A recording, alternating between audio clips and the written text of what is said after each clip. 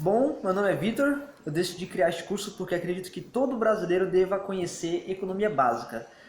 Para que a gente não caia em algumas falácias, em algumas armadilhas de alguns políticos, jornalistas e alguns influencers sobre o assunto, entendeu? Porque determinadas políticas que algumas pessoas apresentam, qualquer um que conhece o básico de economia olha e fala: isso aqui não vai funcionar, isso aqui vai dar errado, isso aqui vai causar um prejuízo, um malefício X.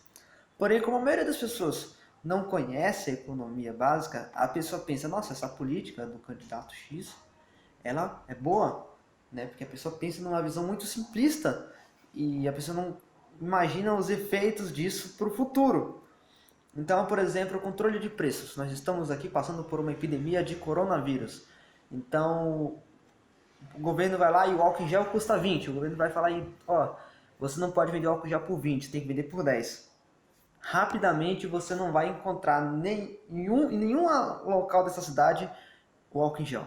Nossa, mas o governo disse que o preço está R$ 10, mas você não encontra para comprar, porque estava 20. Você institui uma política de preço máximo, você vai causar um malefício para a sociedade. No caso, sumiu o produto da prateleira. Isso já foi tentado também no Brasil na década de 80 até 1994, congelamentos de preços. Sempre causava o mesmo malefício, mas as pessoas continuam voltando no mesmo assunto. Uma outra coisa é dizer dólar alto é bom.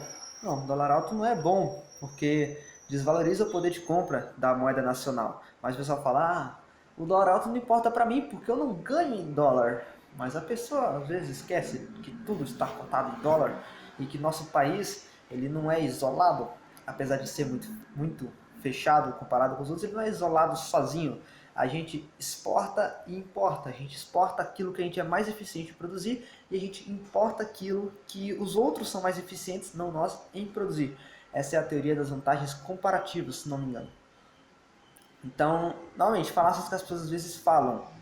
Tem também muitas falácias estatísticas que qualquer um que entende economia, quer dizer, entende a estatística básica, vê que, opa, você cometeu um erro aqui na sua estatística, no seu dado, você deveria ter desconsiderado isso, etc. Eu sou autodidata, né? Eu aprendi sozinho, eu gosto muito de ler, principalmente livros do Mises, um dos meus autores preferidos, Hayek, Rothbard, mas não se resume a, né? Porque esse aqui não é um curso de economia austríaca, né?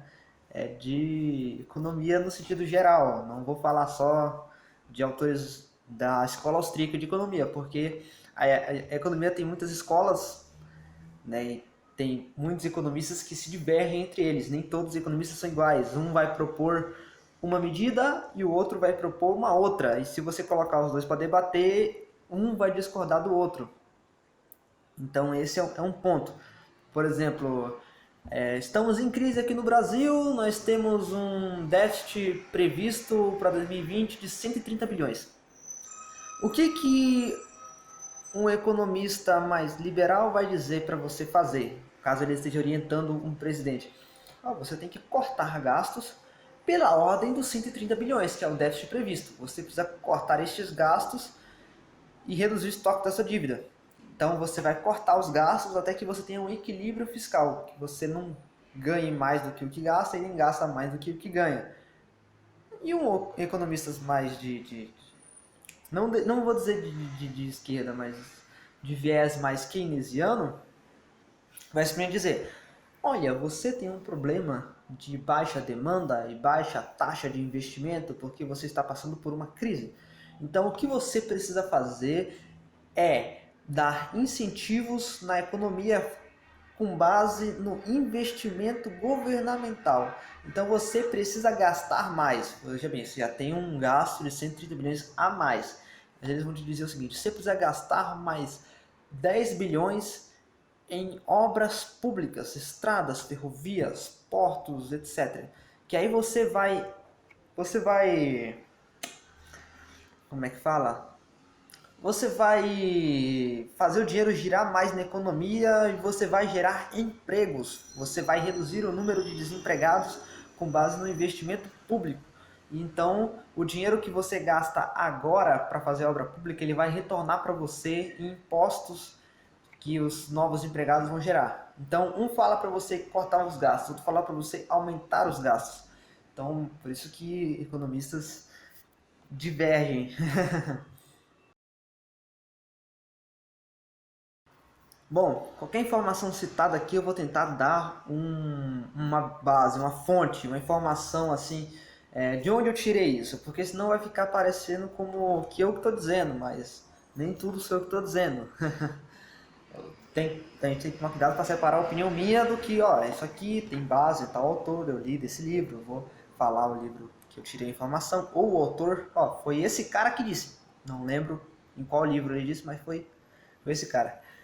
E nas primeiras aulas a Udemy vai pedir uma nota, então é importante vocês avaliarem com 5 estrelas, vai ser uma nota de 1 a 5 estrelas, mas ele vai pedir daqui a umas 3 ou 4 aulas, e aí é o seguinte, quando você terminar o curso você muda, mas já deixa uma nota boa porque já influencia outras pessoas a entrarem no curso, adquirir o conhecimento, etc.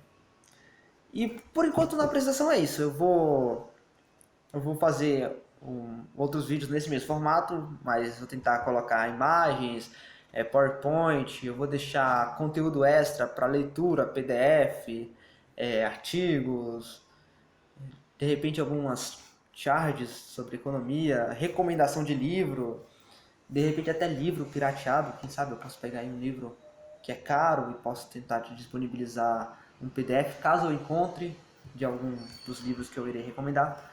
Mas é isso, né? E vamos ver no que vai dar aí nas nossas próximas aulas.